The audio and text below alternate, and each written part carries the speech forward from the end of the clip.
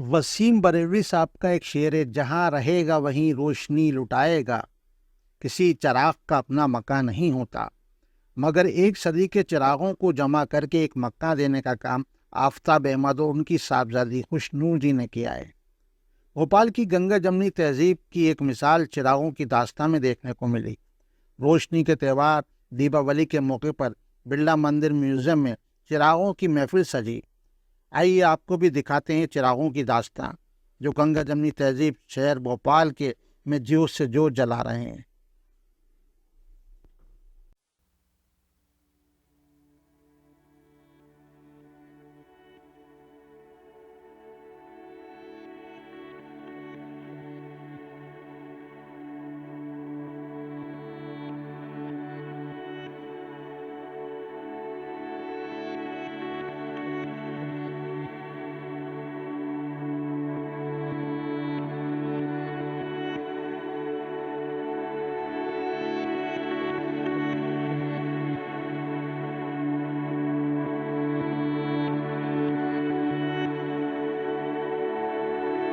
जलाते चिरागों की दास्तां में हर चिराग की अपनी दास्तां है।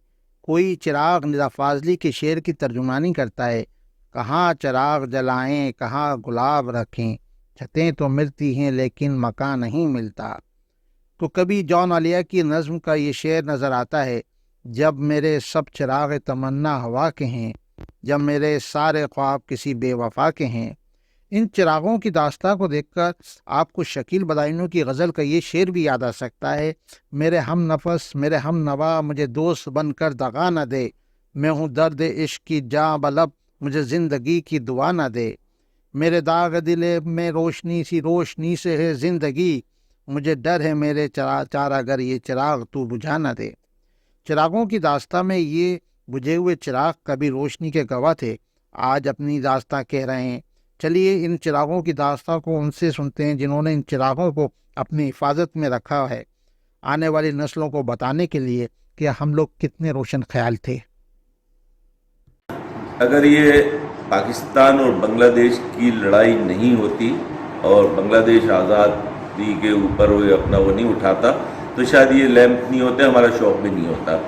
बात है 1972 की, जब ब्लैकआउट हुआ करता था हिंदुस्तान में, और जब ये जंग चल रही थी और दिसंबर जनवरी का महीना था, तो हमारी वालदा ने कुछ चिराग निकाले घर के, उसमें गोल बत्ती का चिराग बड़ा इंटरेस्टिंग था, और वहाँ से ये जब जलना शुरू होते थे तो रात में हमें बड़ा मज़ा आता था। और सफ़ेद लाइट की वो चिराग है, अभी भी रखा हुआ है, तो वहाँ से ये इसकी शुरुआत हुई। और बस वहाँ से जो जुनून लगा तो धीरे धीरे जब मैं 18 साल का था, और आज उस को कलेक्शन को हो गए 51 ईयर्स, तो ये जो सफ़र है 51 ईयर्स का, तो आज तक ये चल रहा है। अब इस सफ़र को मैंने अपनी बेटी खुशनूर को दे दिया है, जो कि इसके ऊपर रिसर्च वर्क कर रही हैं, PhD करने वाली हैं बस करीब 2-1 महीने में, और इनकी थीसिस सबमिट हो जाएंगी। उन्होंने बखूबी उसको अंजाम दिया है, और बड़ा अच्छा लगा है कि इस टॉपिक को इनके प्रोफेसर्स, इनकी गाइड ने अप्रिशिएट किया, बरकतुल्ला ने यूनिवर्सिटी वालों ने भी वो करके उसको एक्सेप्ट किया है। जी, जैसे कि डैडी ने ये लैम्प कलेक्शन शुरू किया जब वो 18 साल के थे। बांग्लादेश की जो वॉर हुई थी 1972 में, जब ये डैडी को जो शौक शुरू हुआ घर में जो जलते हुए चिराग देख के, उसके बाद डैडी का रुझान बड़ा इंटरेस्ट आया, तो उन्होंने इतना सब कनेक्शन जो हमारे ननिहाल ददिहाल से और तोहफों में भी मिला और कलेक्ट किए हैं, तो उसका 51 ईयर्स का कलेक्शन हो गया है अब, और मैं इस पे PhD कर रही हूँ, और मेरी PhD टाइटल है historical study of lamps in India. तो ये जो मेरा एरिया है वो बड़ा वास्ट करा दिया गया। तो मेरा वैसे मेन टॉपिक था कैरोसिन लैम्प्स 1853 टू 1947, जो मेरा एरा है टाइम पीरियड का PhD का। मगर यहाँ डैडी ने जो क्रोनोलॉजिकल ऑर्डर में इसको जमवाया, और उसके साथ जो मेरा जो डायमेंशन ऑफ PhD है, तो वो अब काफ़ी वास्ट हो गया। अब ह्यूमन सिविलाइजेशन का ऐसा कोई एस्पेक्ट नहीं रह गया कि जहाँ से चिराग की दास्तान हकीकत में शुरू हुई है, तो वो दास्तान पूरी होने पे है। जी, ये जो लैंप है पंखे वाला, तो मैंने भी कभी नहीं सोचा था कि पंखे लैंप में पंखा भी होता है। मेरे पास इसका नीचे का हिस्सा था मगर मशीन इसकी गायब थी। फिर मैं कहीं गया तो इसकी मशीन दिखी मुझे, तो उनसे मैंने कहा भाई ये मशीन मुझे चाहिए इसकी।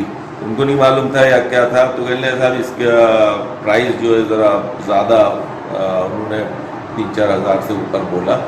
मैंने कहा भाई ये तो बहुत महंगा है मेरे लिए। तो बड़ी जस्तजू करके, और ये लेना था, बड़ा नायाब चीज़ थी, तो इसलिए इसके पीछे बड़ा वो रहा, और फिर ये मुकम्मल हुआ 2 हिस्सों में। और बड़ी तारीफ की चीज़ हुई चिरागों को लेके। भोपाल में सुल्तान जहाँ के ज़माने में जब लॉर्ड मिंटो की आमद हुई तो सुल्तान जहाँ बेगम ने एक फरमान जारी किया कि यहाँ पीर गेट से लेडी हार्डिंग हॉस्पिटल, जो लेडी हॉस्पिटल है, वहाँ तक चिरागा किया जाए, कि घरों पे दरवाज़ों में जो रास्ता है यहाँ से वहाँ तक, वहाँ रोशनी करी जाए।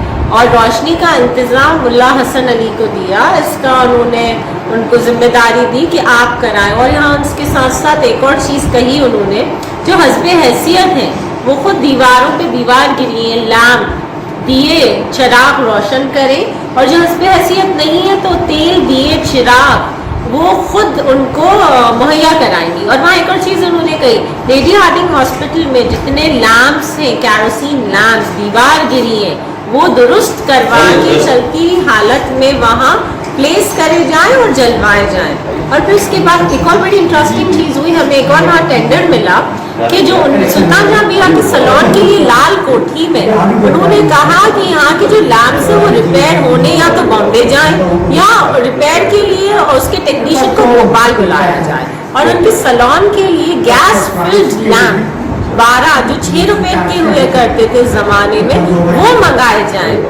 और फिर एक और चीज़ इसमें बहुत एक जोड़ना चाहूँगी इंटरेस्टिंग, यहाँ मशालची चिरागा होते थे, जो यहाँ स्ट्रीट लैम्प्स हुआ करते थे, पोल्स पे लकड़ी के पोल्स होते थे पाइन वुड के, और उस पर लैम्प शेड रहता था।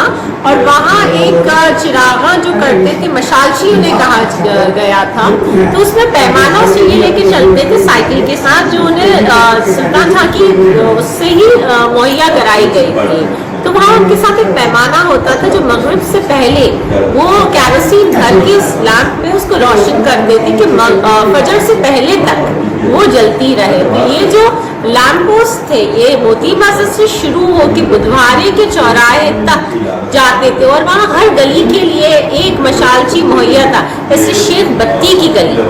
तो शेख साहब क्यों थे और उन्हें शेख बत्ती क्यों कहा गया? तो शेख साहब थे, उनकी गली का इंतजाम और उनको दिया गया, तो वो बत्ती जलाते थे, इसलिए उन्हें शेख बत्ती के नाम से बड़े फेमस हुए।